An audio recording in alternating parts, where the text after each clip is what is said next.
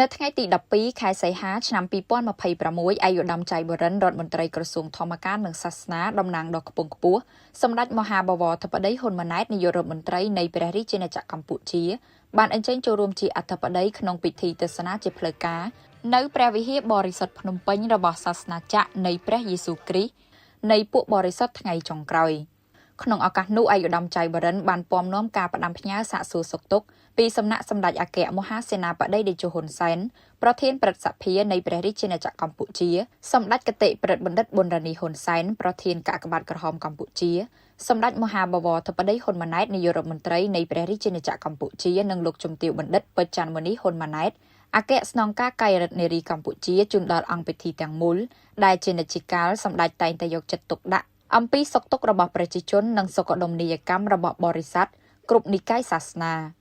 ឯកឧត្តមរដ្ឋមន្ត្រីបានគូបញ្ជាក់ថាសំណង់បត្យកម្មដ៏វិសេសវិសាលនៃព្រះវិហារបរិសុទ្ធភ្នំពេញមិនត្រឹមតែជាសមិទ្ធផលរូបវន្តដ៏ធំធេងដែលបង្ហាញពីការរីកចម្រើនខាងជំនឿសាសនានៅកម្ពុជាប៉ុណ្ណោះទេប៉ុន្តែថែមជាសក្ខីភាពឆ្លុះបញ្ចាំងយ៉ាងច្បាស់អំពីសន្តិភាពពេញលេញស្ថិរភាពនយោបាយនិងសេរីភាពខាងជំនឿសាសនាដែលប្រជាពលរដ្ឋកម្ពុជាគ្រប់រូបកំពុងទទួលបានយ៉ាងស្មើភាពគ្នានៅក្រោមដំបូលរដ្ឋធម្មនុញ្ញតែមួយតាមរយៈនយោបាយឈ្នះឈ្នះរបស់សម្ដេចអគ្គមហាសេនាបតីតេជោហ៊ុនសែនប្រធានព្រឹទ្ធសភាបានបញ្ចប់សង្គ្រាមស៊ីវិលរ៉ាំរ៉ៃហើយនាំមកនូវការបង្រួបបង្រួមជាតិនិងបើកឱកាសឲ្យគ្រប់វិស័យរួមទាំងវិស័យសាសនាមានការរីកចម្រើនឡើងវិញរាជរដ្ឋាភិបាលនីតិកាលទី7នៃរដ្ឋសភាក្រោមការដឹកនាំប្រកបដោយភាពប្រាកដនិយមរបស់សម្ដេចមហាបវរធិបតីហ៊ុនម៉ាណែតនាយករដ្ឋមន្ត្រីនៃព្រះរាជាណាចក្រកម្ពុជាបន្តការពារពង្រឹងនិងអភិវឌ្ឍគោលនយោបាយសុខដុមនីយកម្មសាសនាដោយចាត់ទុកគ្រប់សាសនាជាដៃគូអភិវឌ្ឍសង្គមជាតិដ៏សំខាន់មិនអាចខ្វះបានស្របតាមបាវចនាជាតិសាសនាព្រះមហាក្សត្រជាមួយគ្នានេះឯកឧត្តមរដ្ឋមន្ត្រីក៏បានវិតម្លៃខ្ពស់ចំពោះការចូលរួមចំណែករបស់សាសនាចក្រតាមរយៈអង្គការមនុស្សធម៌របស់ខ្លួនក្នុងការអភិវឌ្ឍសង្គមនិងសេដ្ឋកិច្ចនៅកម្ពុជាដូចជាការជួសជុលសាងសង់សាលារៀនការផ្តល់អណ្ដូងទឹកស្អាតនិងប្រព័ន្ធចម្រោះទឹកនៅតាមជនបទការឧបត្ថម្ភរទេះរុញសម្រាប់ជនពិការកម្មវិធីថែទាំសុខភាពមាតានិងទារកព្រមទាំងជំនួយសង្គ្រោះបន្ទាន់ដល់ប្រជាពលរដ្ឋរងគ្រោះដោយគ្រោះធម្មជាតិដែលបានចូលរួមចំណែកដោយផ្ទាល់ជាមួយរដ្ឋាភិបាលក្នុងការកាត់បន្ថយភាពក្រីក្រនៅកម្ពុជា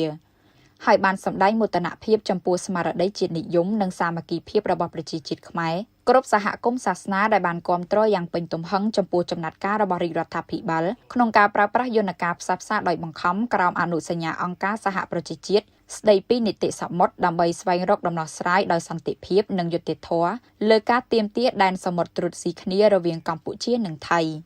ដើម្បីបន្តថែរក្សានិងលើកកម្ពស់សុខដុមនីយកម្មសាសនាព្រមទាំងពង្រឹងកិច្ចសហប្រតិបត្តិការរវាងអាណាចក្រនិងសាសនាចក្រឯកឧត្តមរដ្ឋមន្ត្រីក្នុងនាមសម្ដេចមហាបវរធិបតីហ៊ុនម៉ាណែតនាយករដ្ឋមន្ត្រីនៃព្រះរាជាណាចក្រកម្ពុជាបានផ្ដល់អនុសាសន៍សំខាន់ចំនួន4ចំណុចជូនដល់ថ្នាក់ដឹកនាំនិងគ្រិស្តបរិស័ទដូចខាងក្រោម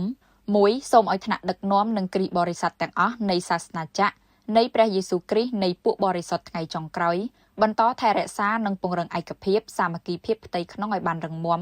និងបង្កើតទំនាក់ទំនងល្អជាមួយសហគមន៍ដទៃទៀតនៅក្នុងប្រទេសកម្ពុជាដើម្បីរួមគ្នារក្សាឲ្យបាននូវសុខដុមនីយកម្មសាសនានៅកម្ពុជា2បន្តសហការយ៉ាងជិតស្និទ្ធជាមួយក្រសួងធម្មការនិងសាសនាក៏ដូចជាអាជ្ញាធរដែនដីគ្រប់លំដាប់ថ្នាក់ក្នុងការធ្វើសកម្មភាពសាសនានិងសកម្មភាពសង្គមនានាធ្វើយ៉ាងណាឲ្យស្របទៅតាមច្បាប់លិខិតបទដ្ឋានគតិយុត្តជាធរមាននិងត្រូវចូលរួមអភិរក្សថែរក្សាការពារប្រពៃណីទំនៀមទម្លាប់ដ៏ផូរផង់របស់ជាតិខ្មែរ3សូមលើកទឹកចិត្តឲ្យសាសនាចក្របន្តពង្រីកនិងបង្កើនសកម្មភាពមនុស្សធម៌ការងារអប់រំនិងការអភិវឌ្ឍសហគមន៍ឲ្យកាន់តែទូលំទូលាយបន្ថែមទៀតជាពិសេសការជួយដល់ជនងាយរងគ្រោះកុមារកំព្រាជនពិការនិងចាស់ជរាគ្មានទីពឹងព្រមទាំងការបណ្ដុះបណ្ដាលជំនាញទន់ជំនាញភាសានិងបច្ចេកវិទ្យាដល់យុវជនដើម្បីចូលរួមចំណែកអភិវឌ្ឍមូលធនមនុស្សស្របតាមយុទ្ធសាស្ត្របញ្ចកោណរបស់រាជរដ្ឋាភិបាលនិង4រួមគ្នាផ្សព្វផ្សាយនិងអប់រំដល់សាសនិករបស់ខ្លួនឲ្យចូលរួមជាកម្លាំងសរុបក្នុងការអនុវត្តគោលនយោបាយភូមិឃុំសង្កាត់មានសុវត្ថិភាពរបស់រាជរដ្ឋាភិបាលតាមរយៈការចូលរួមគោរពច្បាប់ចរាចរណ៍វាចាក់ឆ្ងាយពីគ្រឿងញៀនមិនប្រព្រឹត្តល្បែងស៊ីសងគ្រប់ប្រភេទមិនយកសាសនដ្ឋានធ្វើជាកន្លែងជួញដូរផ្លូវភេទមិនផ្ទុកជនអន្តោប្រវេសន៍ខុសច្បាប់ចាប់ចម្រិតនិងមិនប្រព្រឹត្តអំពើឆបោកគ្រប់ប្រភេទមានស្កេមអនឡាញជាដើមដើម្បីរួមគ្នាកសាងសង្គមកម្ពុជាមួយប្រកបដោយសេចក្តីថ្លៃថ្នូរសុវត្ថិភាពនិងភាពសុខក្សេមក្សាន្ត